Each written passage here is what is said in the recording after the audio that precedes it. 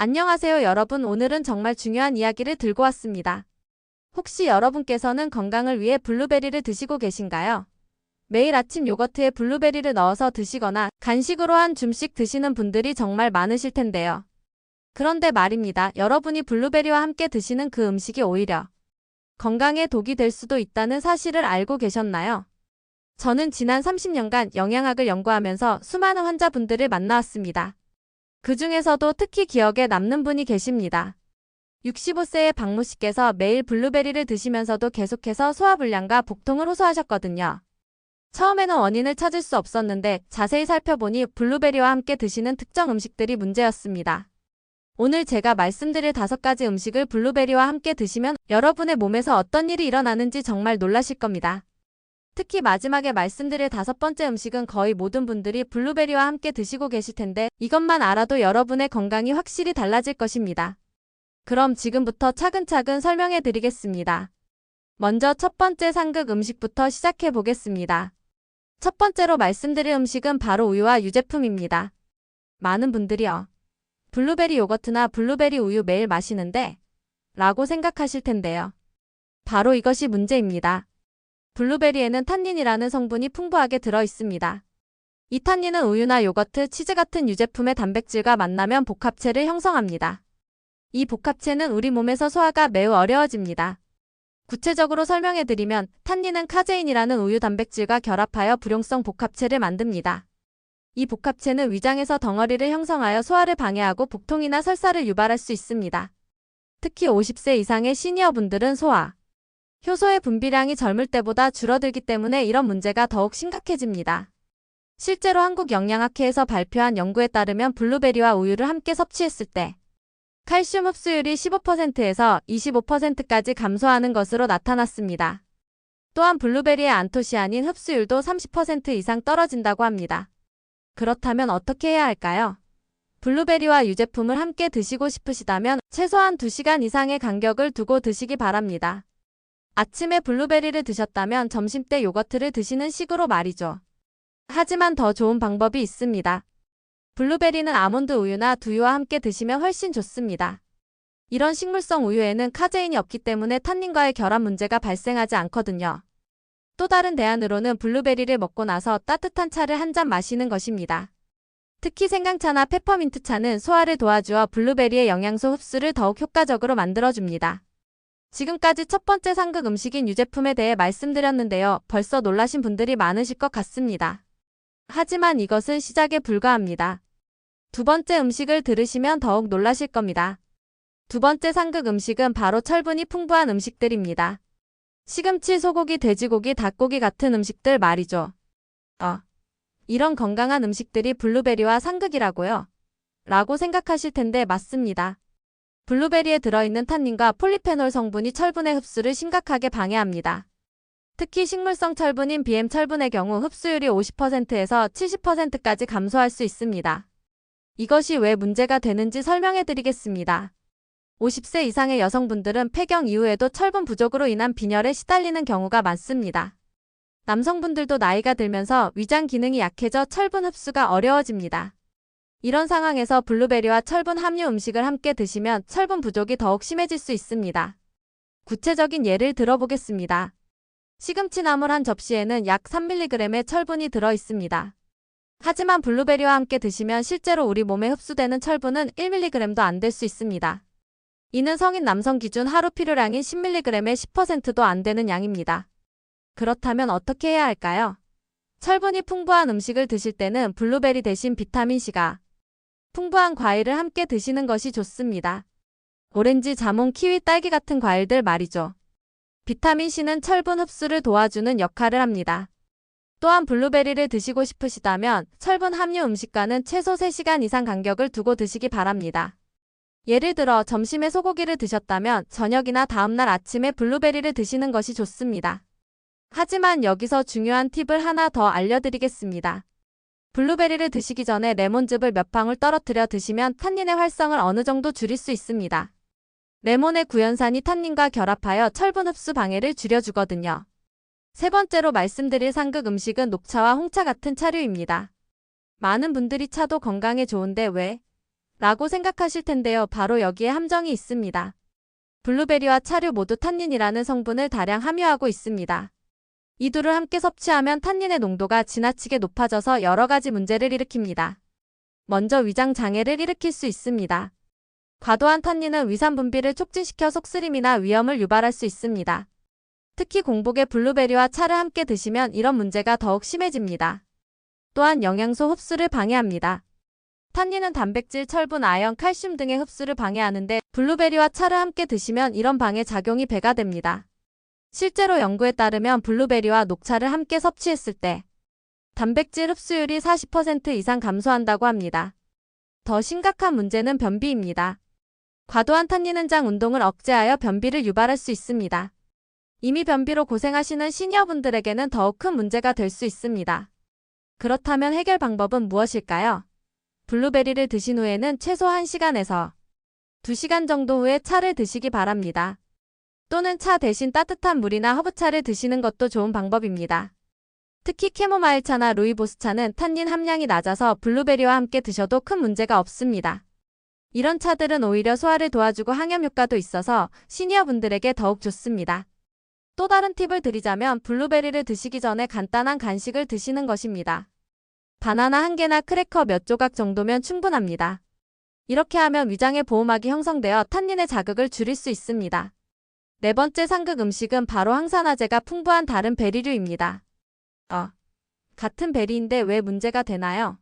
라고 생각하실 텐데요. 바로 여기에 많은 분들이 모르시는 중요한 사실이 숨어 있습니다. 딸기, 라즈베리, 블랙베리, 크랜베리 같은 베리류들도 블루베리와 마찬가지로 강력한 항산화 성분을 함유하고 있습니다. 문제는 이런 항산화제들을 한꺼번에 너무 많이 섭취하면 오히려 역효과가 날 수 있다는 것입니다. 이를 항산화제 과부하라고 부르는데요. 항산화제가 지나치게 많으면 우리 몸의 자연스러운 산화 균형을 깨뜨릴 수 있습니다. 적당한 활성산소는 우리 몸의 면역 체계 유지에 필요한데 항산화제가 너무 많으면 이런 필요한 활성산소까지 제거해버릴 수 있거든요. 또한 다양한 베리류를 함께 섭취하면 서로 다른 종류의 폴리페놀들이 경쟁적으로 흡수되어 전체적인 흡수율이 떨어질 수 있습니다. 예를 들어 블루베리의 안토시아닌과 딸기의 엘라그산이 동시에 장에서 흡수되려고 하면서 서로 방해하는 현상이 일어납니다. 실제로 유럽 영양학회에서 진행한 연구를 보면 여러 종류의 베리를 함께 섭취했을 때보다 하나씩 따로 섭취했을 때 항산화 효과가 더 높게 나타났다고 합니다. 구체적으로는 단독 섭취 시 항산화 활성이 20%에서 30% 더 높았습니다. 그렇다면 어떻게 해야 할까요? 베리류를 드실 때는 하루에 한 종류씩만 드시는 것이 좋습니다. 월요일에는 블루베리, 화요일에는 딸기, 수요일에는 라즈베리 이런 식으로 돌려가면서 드시는 것이죠. 또는 베리류를 섞어서 드시고 싶으시다면 양을 줄이는 것이 좋습니다. 블루베리 1컵을 드시던 것을 블루베리 반컵, 딸기 반컵 이런 식으로 나누어 드시는 것입니다. 여기서 중요한 팁을 하나 더 알려드리겠습니다. 베리류를 드실 때는 요구르트나 견과류와 함께 드시면 좋습니다. 단백질과 건강한 지방이 항산화제의 흡수를 도와주고 혈당 상승도 완만하게 만들어줍니다. 마지막으로 5번째 상극 음식을 말씀드리겠습니다. 이것은 정말 많은 분들이 블루베리와 함께 드시고 계실 텐데요. 바로 바나나입니다. 바나나가 왜 문제가 되나요? 라고 생각하실 텐데요. 바나나와 블루베리를 함께 드시면 혈당 조절에 문제가 생길 수 있습니다. 특히 당뇨병이 있으시거나 혈당 관리가 필요한 분들에게는 더욱 주의가 필요합니다. 바나나는 당분이 높은 과일입니다. 중간 크기 바나나 1개에는 약 14g의 당분이 들어있습니다. 블루베리 1컵에도 약 10g의 당분이 있고요. 이 둘을 함께 드시면 한 번에 24g의 당분을 섭취하는 것인데 이는 세계보건기구에서 권장하는 하루 당분 섭취량의 거의 절반에 해당합니다. 더 큰 문제는 혈당 지수입니다. 바나나의 혈당 지수는 51에서 60이고 블루베리는 53입니다. 둘 다 중간 정도의 혈당 지수를 가지고 있는데 함께 드시면 혈당이 급격히 올라갈 수 있습니다. 특히 50세 이상의 시니어분들은 인슐린 민감도가 떨어지기 때문에 혈당 조절이 더욱 어려워집니다. 이런 상황에서 바나나와 블루베리를 함께 드시면 혈당이 220mg/dl를 넘어갈 수도 있습니다. 또한 바나나에는 효소 억제제가 들어있어서 블루베리의 항산화 성분 흡수를 방해할 수 있습니다. 구체적으로는 블루베리의 안토시아닌 흡수율이 15%에서 20% 정도 감소할 수 있다고 연구되었습니다. 그렇다면 해결 방법은 무엇일까요? 바나나와 블루베리를 함께 드시고 싶으시다면 양을 조절하는 것이 중요합니다. 바나나는 반 개, 블루베리는 반 컵 정도로 줄여서 드시는 것이죠. 또는 바나나 대신 사과나 배를 선택하시는 것도 좋습니다. 이런 과일들은 섬유질이 풍부해서 혈당 상승을 완만하게 만들어 주거든요. 만약 바나나를 꼭 드시고 싶으시다면 식사 후에 드시는 것이 좋습니다. 공복에 드시면 혈당이 더욱 급격히 올라가기 때문입니다. 특히 단백질이나 건강한 지방과 함께 드시면 혈당 상승을 완화시킬 수 있습니다. 지금까지 블루베리와 상극인 5가지 음식에 대해 말씀드렸는데요. 정리해보면 유제품, 철분 함유 식품, 차류, 다른 베리류, 그리고 바나나였습니다. 하지만 여기서 끝이 아닙니다. 이제 더 중요한 이야기를 해드리겠습니다. 블루베리를 올바르게 섭취하는 방법과 최대한의 건강 효과를 얻는 방법에 대해서 말이죠. 먼저 블루베리의 섭취 시간이 중요합니다. 많은 분들이 아침에 공복 상태에서 블루베리를 드시는데 이는 좋지 않은 방법입니다. 공복에 드시면 위산이 과도하게 분비되어 위장 장애를 일으킬 수 있거든요. 가장 좋은 시간은 식후 30분에서 1시간 사이입니다. 이때 드시면 다른 음식들과의 상호작용을 최소화하면서도 영양소 흡수를 최대화할 수 있습니다. 또한 블루베리의 양도 중요합니다. 하루에 1컵에서 1컵 반 정도가 적당합니다. 더 많이 드셔도 효과가 배가 되지 않고 오히려 부작용만 늘어날 수 있습니다.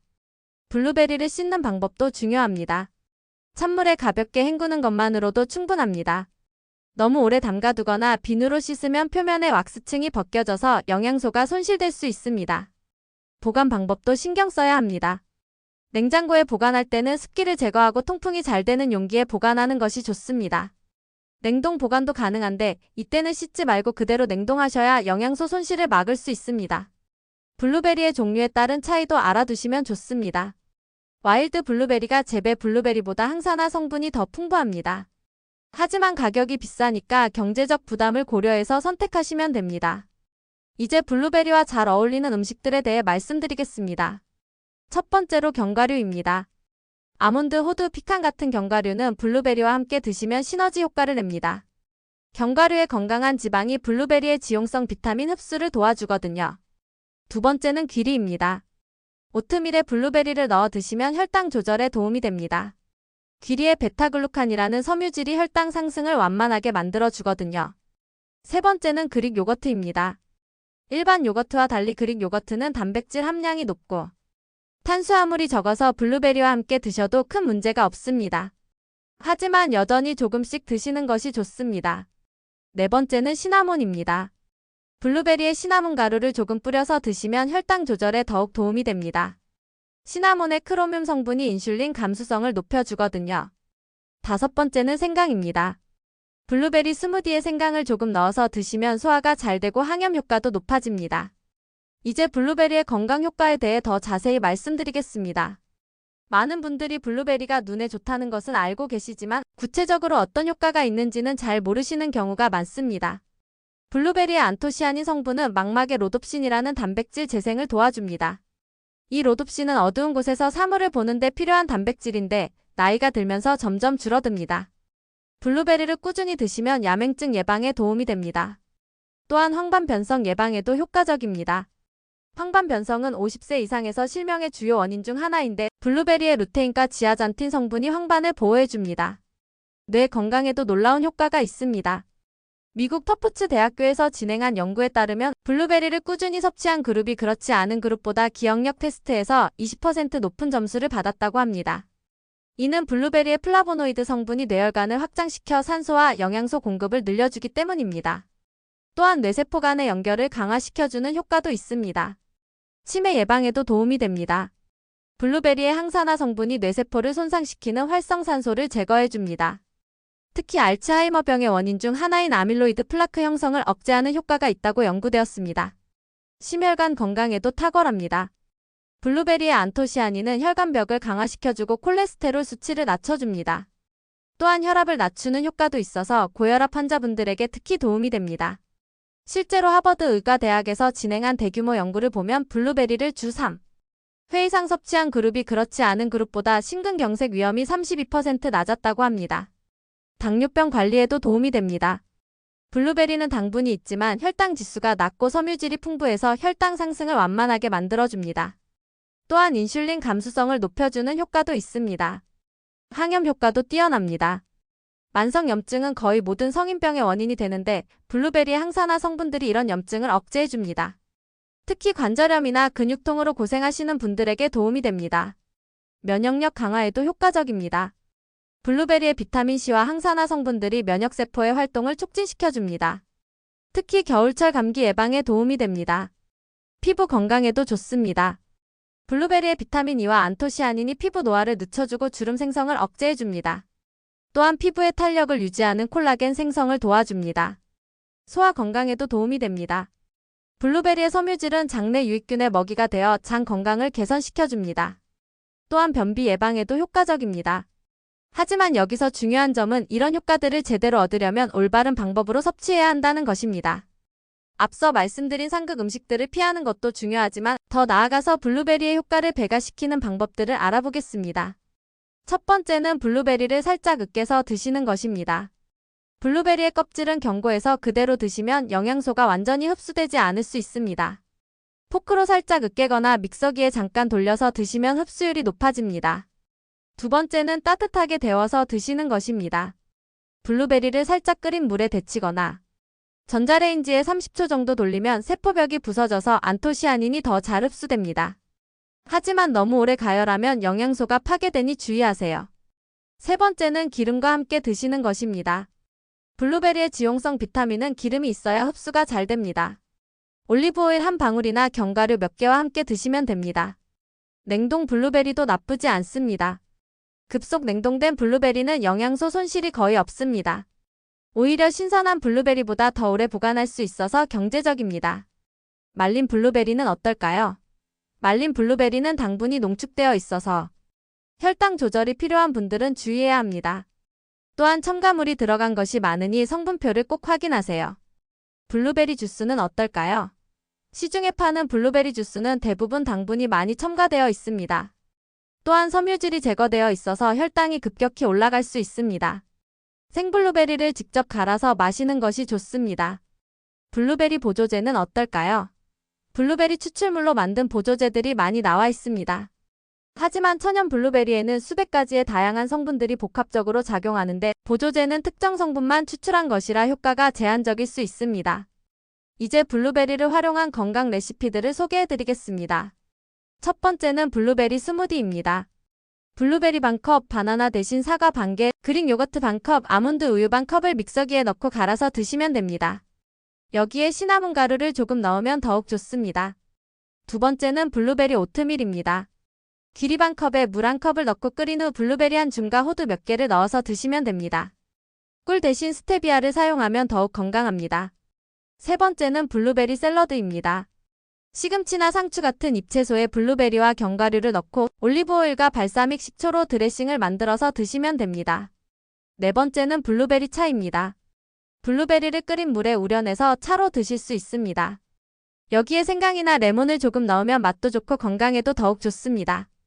이제 블루베리 섭취 시 주의사항들을 말씀드리겠습니다. 먼저 알레르기가 있는지 확인해보세요. 블루베리 알레르기는 드물지만 전혀 없는 것은 아닙니다. 처음 드실 때는 조금만 드셔보고 이상이 없는지 확인하세요. 혈액응고 억제제를 복용하시는 분들은 주의하세요. 블루베리의 비타민 K가 약물 효과를 방해할 수 있습니다. 의사와 상담 후 드시기 바랍니다. 신장 결석이 있으신 분들도 주의하세요. 블루베리에 들어있는 수산염이 신장 결석을 악화시킬 수 있습니다. 위궤양이나 위염이 있으신 분들은 공복에 드시지 마세요. 블루베리의 산성 성분이 위를 자극할 수 있습니다. 당뇨병 환자분들은 혈당을 자주 체크하세요. 블루베리가 혈당에 미치는 영향은 개인차가 있습니다. 변비가 심한 분들은 처음에는 적게 드시고 점차 늘려가세요. 갑자기 많은 섬유질을 섭취하면 장에 부담이 될 수 있습니다. 이제 블루베리에 관한 잘못된 상식들을 바로잡아 드리겠습니다. 첫 번째 잘못된 상식, 블루베리는 많이 먹을수록 좋다. 이는 완전히 잘못된 생각입니다. 아무리 좋은 음식이라도 과하면 독이 됩니다. 하루 한 컵에서 한 컵 반이면 충분합니다. 두 번째 잘못된 상식, 냉동 블루베리는 영양가가 없다. 이것도 틀렸습니다. 제대로 냉동된 블루베리는 신선한 것과 영양가가 거의 같습니다. 오히려 수확 직후 바로 냉동한 것이 더 좋을 수도 있습니다. 세 번째 잘못된 상식, 블루베리는 언제 먹어도 같다. 시간대에 따라 효과가 다릅니다. 앞서 말씀드린 대로 식후 30분에서 1시간 사이가 가장 좋습니다. 또한 블루베리를 최대한 효과적으로 드시는 방법들도 기억하시기 바랍니다. 식후 30분에서 1시간 사이에 드시고 하루 1컵에서 1컵 반 정도가 적당하며 견과류나 귀리 같은 음식과 함께 드시면 더욱 좋습니다. 건강한 노후를 위해서는 지금부터라도 올바른 식습관을 가지는 것이 중요합니다. 블루베리 하나만 제대로 드셔도 여러분의 건강이 크게 달라질 것입니다. 여러분의 건강하고 행복한 노후를 진심으로 응원합니다. 오늘 말씀드린 내용들을 꼭 실천하셔서 더욱 건강한 삶을 누리시기 바랍니다. 감사합니다.